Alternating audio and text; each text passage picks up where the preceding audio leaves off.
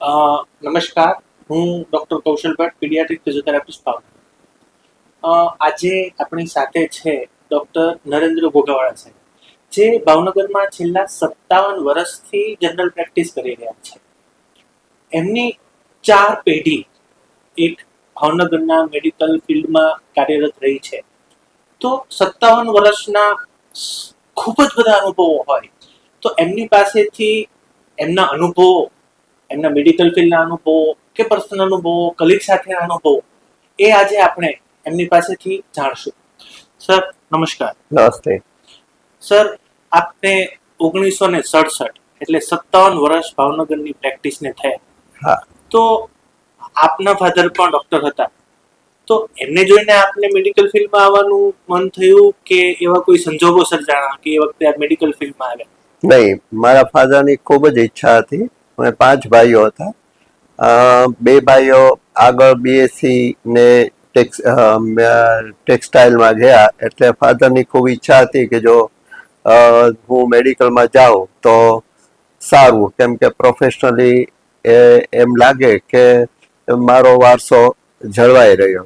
અને fortunately I got the admission in MP Shah Medical College and I became a doctor. Unfortunately, before I finished my medical education, MBBS, મારા father હું second યરમાં હતો ત્યારે expire થઈ ગયા. એટલે એટલી મને ઓલી અસંતોષ રહ્યો કે મારા ફાધર હોત તો એમને સંતોષ થાત.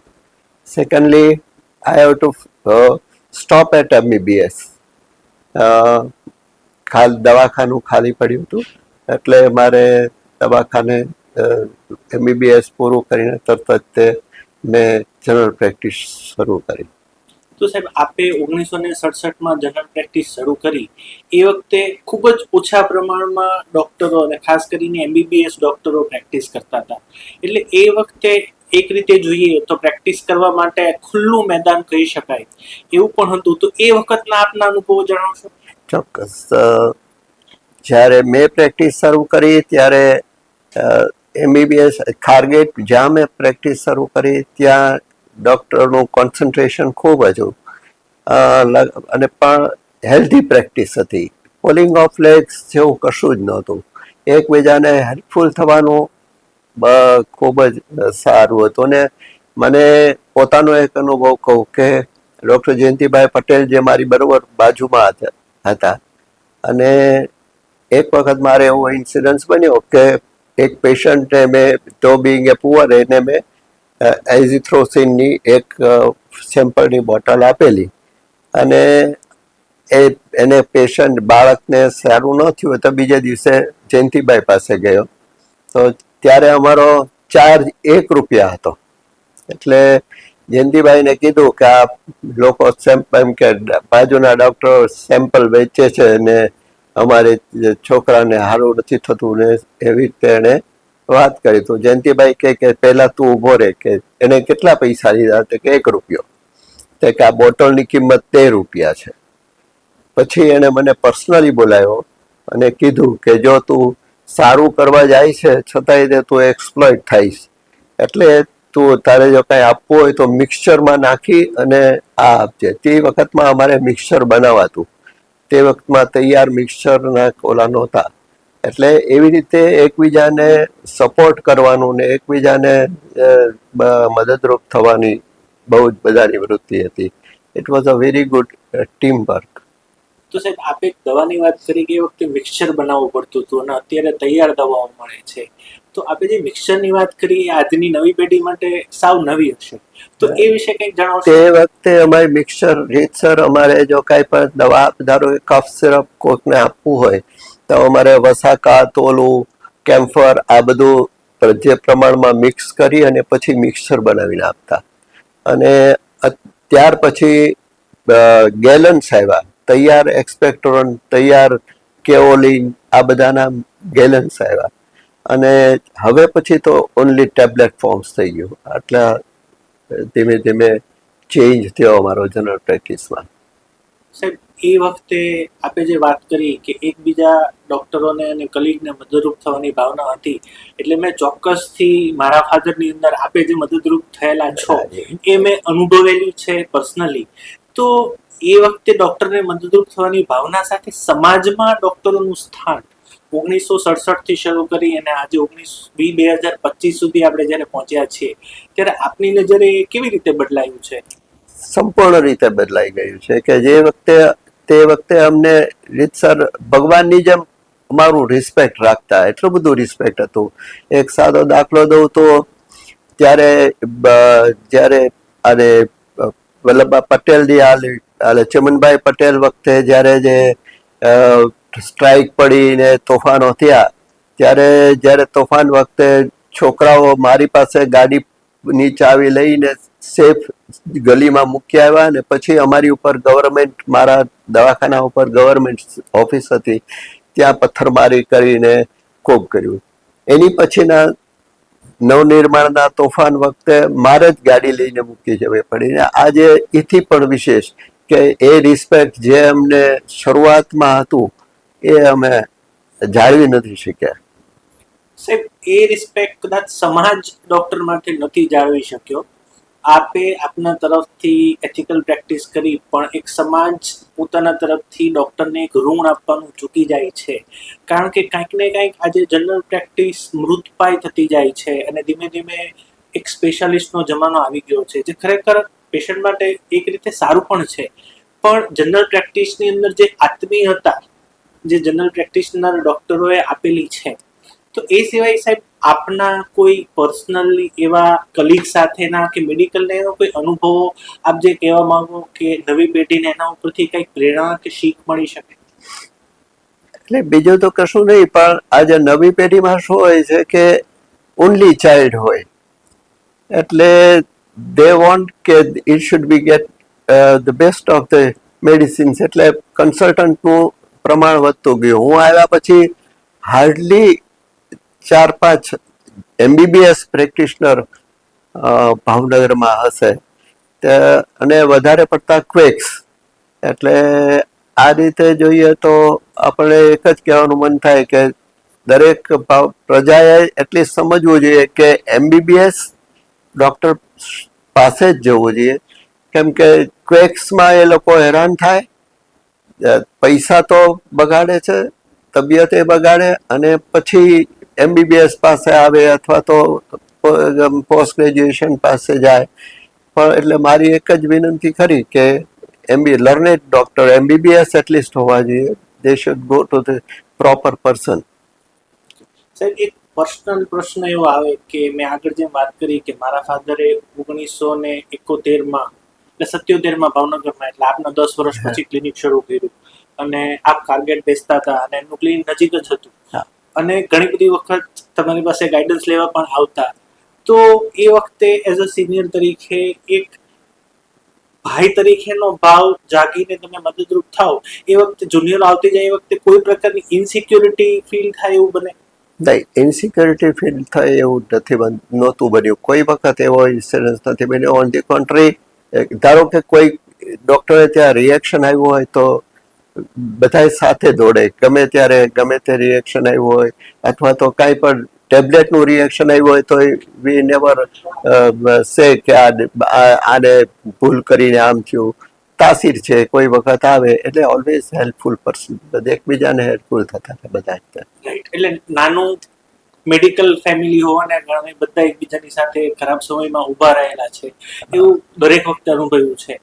આપ બીજા કોઈ એવા પ્રસંગો જે મેડિકલી તમે જોયેલા હોય કે તમે એ વખતે કે જે તમે આપણે ફી કીધી કે આપણે શરૂ કર્યું ત્યારે આપ 50 પૈસા અને 1 રૂપિયો લેતા, એટલે એ વખતે જનરલ પ્રેક્ટિસની જોવાની ફી એટલી હતી અને એમાંથી આપ અત્યારની ફી સુધી પહોંચેલા હશો. તો એટલી ઓછી ફીની અંદર સારું નિદાન અને સાથે દવાઓ પણ પેશન્ટને આપવાની, તો આ બધું જ જ્યારે આપે શક્ય બનાવ્યું ત્યારે એવા સારા અનુભવ પણ પેશન્ટના થયેલા હશે જે આપ પાસે અત્યારે યાદરૂપે હશે, તો એવું કોઈ અનુભવ આપ સાહેબ ભણાવી શકશો? ખૂબ જ સારું, કેમ કે આજે 5 પેઢી મારી પાસે આવી અને they are still with me. એ મોટો જે પ્રોફેશનલ સેટિસ્ફેક્શનનો મોટો દાખલો છે કે આજે એ લોકો હજી મારી પાસે છે, એ મને મોટો સંતોષ છે. સાચું સાહેબ, 5 પેઢી સુધી જો એ વિશ્વાસ જળવાય રહેલો તો ચોક્કસથી આગળની પેઢી પણ એવું કામ આપની પ્રેરણા રૂપ થઈ અને સારું કામ કરી શકશે. એવો કોઈ બનાવ આપ કહેવા માંગતા હો કે જેમાં કોઈ પેશન્ટના એક સગાઓ બીજી જગ્યાએ ગયા હોય ને તમારી પાસે આવ્યો હોય, જ્યારે ક્વેક્સ તરફથી કંઈક ખોટું થયું હોય અને આપની પાસે આવી અને સાચું નિદાન થઈ અને સારા થયા હોય, એવો કોઈ બનાવ આપને યાદ આવતો હોય? એવા તો ઘણા બનાવો હોય, સ્પેસિફિકલી તો કંઈ મને એવો યાદ નથી આવતો, પણ આવા ઘણા બનાવો પછી જ હું એ સ્ટેટમેન્ટ આપું છું કે MBBS ડોક્ટર્સ પાસે જ જવું જોઈએ જનરલી પ્રજાની માટે. સાહેબ, આપે 1967માં પ્રેક્ટિસ કરી ત્યારે આપની સાથે ભાવનગરમાં પ્રેક્ટિસ કરનારામાં I think doctor Balwantbhai Joshi એ વખતે હા. જનરલ પ્રેક્ટિસમાં હતા, અને એ વખતના બીજા કોઈ ડોક્ટરોની યાદગીરી આપ? હા, મારી સામે જ કાંતિભાઈ પટેલ હતા, પડખે જયંતિભાઈ પટેલ હતા, સુરકાવાલા સાહેબ હતા, પછી અંધારિયા સાહેબ હતા. He was once A corporator also. એટલે સોશિયલ સર્વિસમાં જેમ મારા ફાધરે જેટલું ઓલું આપ્યું હતું, એવી રીતે ડૉક્ટરો સોશિયલ સર્વિસમાં બી ઘણો ભાગ લેતા. અંધારિયા સાહેબ was one of the corporator also. Doctor Arvindbhai Mehta હતા. આ બધું કોન્સન્ટ્રેશન ત્યાં ડૉક્ટર વિષ્ણુભાઈ, એ બધું આપણું ખારગેટનું અમારું કોન્સન્ટ્રેશન હતું. ખારગેટ એ એરિયા ફૂલ ઓફ ડૉક્ટર્સ જેને કહીએ. આપણા નલિનભાઈ હતા, એવી દવે સાહેબ હતા. આ બધા અમારા ખૂબ જેને કહે કે વડીલો, જેને આપણે આજે રિસ્પેક્ટથી અમે યાદ કરીએ છીએ. અને આપ બેઠા પછી સ્પેશિયાલિસ્ટ ડોક્ટરોનો યુગ સાથે શરૂ થયો, જેમાં રાહુલ સાહેબે પ્રેક્ટિસ શરૂ કરી, કોઠારી સાહેબ આવ્યા, પછી એ બધા ઘણા મોડા આવ્યા. સૌથી પહેલા અમારે ફિઝિશિયનમાં 2 જ હતા, પટવારી સાહેબ અને ગાંધી સાહેબ. ઓકે અરવિંદભાઈ કોઠારી સૌથી પહેલા બક્ષી સાહેબ આવ્યા. ઓકે બક્ષી સાહેબ પછી 2 વર્ષ રહીને અરવિંદભાઈ કોઠારી, પછી રાહુલ સાહેબ અહીંયા હોસ્પિટલમાં હતા પણ પ્રાઇવેટ પછી કર્યું. એટલે એ બધા પાછળથી આવ્યા. એ 10 વર્ષ પછી મને એમ છે.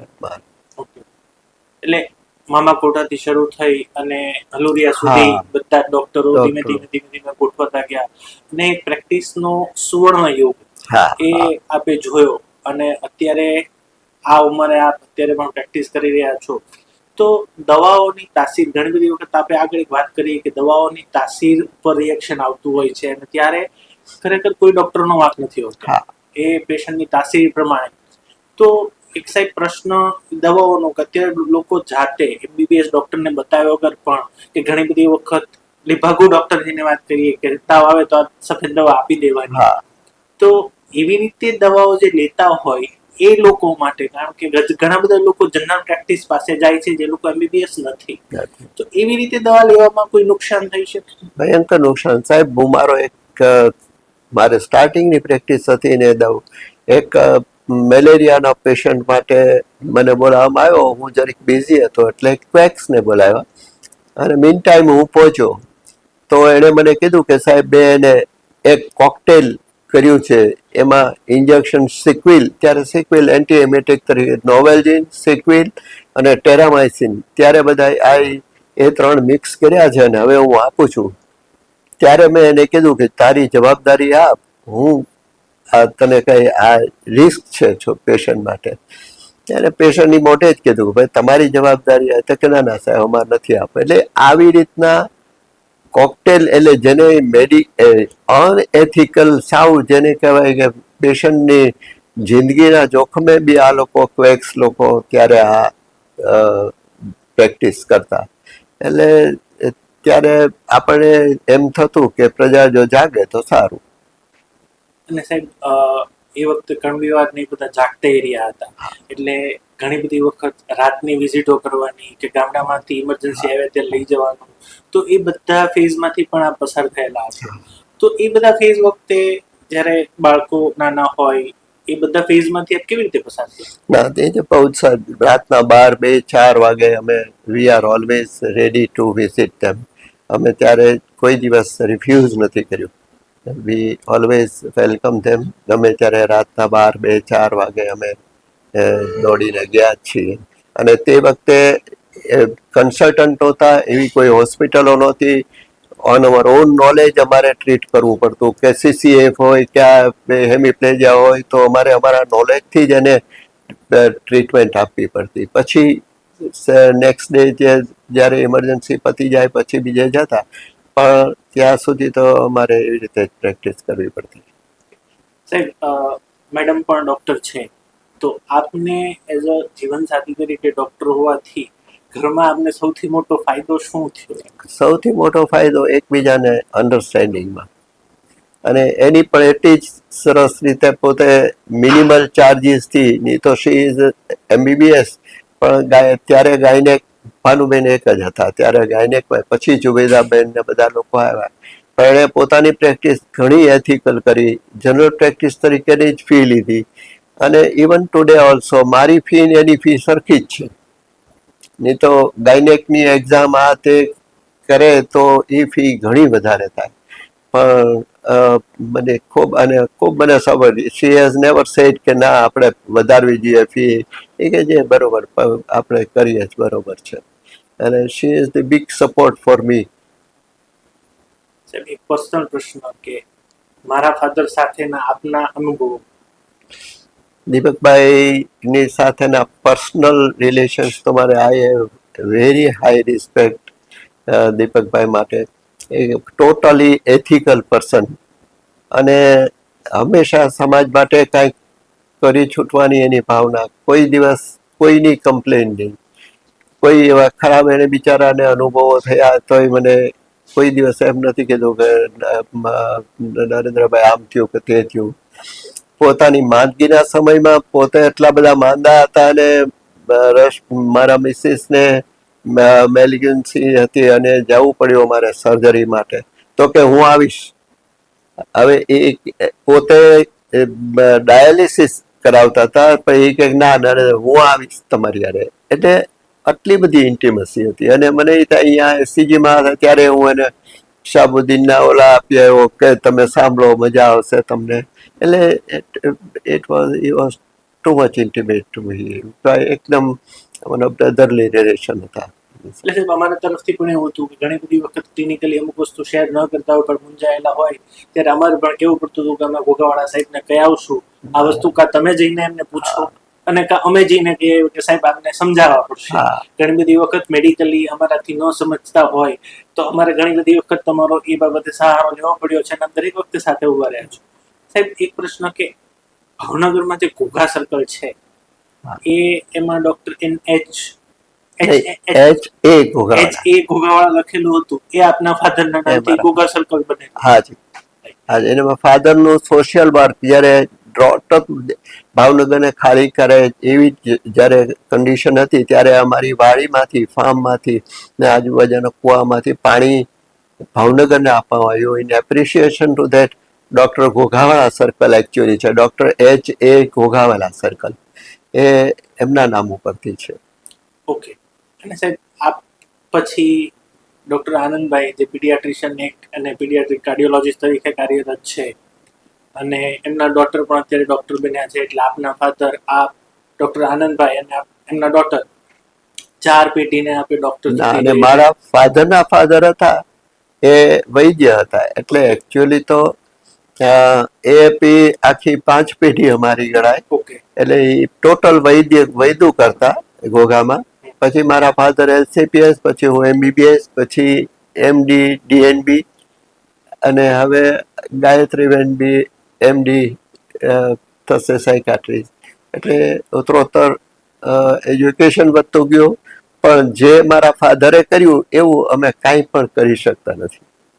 એટલે સાહેબ, આપણે 5, તમારા ફાધરની જે ઈચ્છા હતી કે એક વારસો સચવાય, અને એમની કદાચ ઈચ્છાઓ એવી રીતે આપને ફળી કે આગળની 3 પેઢી સુધી પણ એ વારસો સરસ રીતે સચવાઈ રહ્યો છે.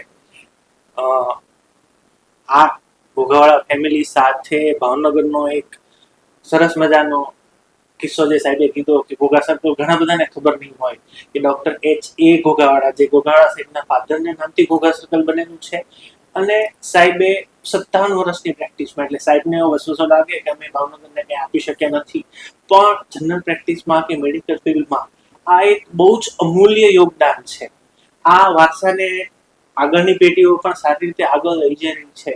એટલે સાહેબ, આપે આટલા વર્ષ પ્રેક્ટિસ કરી અને ભાવનગરને સાવ સસ્તી કિંમતમાં એક અમૂલ્ય મેડિકલ સારવાર આપી, એ બદલ બધા વતી એક ખૂબ ખૂબ આભાર માનું, મારા વતી, મારા ફાધર વતી અને એક ભાવનગરની જનતા વતી, કે હું એમનો કોઈ રિપ્રેઝેન્ટેટિવ નથી, પણ આ પોડકાસ્ટ જ્યારે ત્યાં રિલીઝ થશે ત્યારે હું થેન્ક યુ તો 100% કહીશ કે સાહેબ, રિસ્પેક્ટ જે લોકો છે, જે લોકોને કિંમત સમજાય છે, એમના માટે ખૂબ આપ રિસ્પેક્ટેબલ પર્સન છો અને રહેશો. Thank you, so kind of, Thank you. Thank you.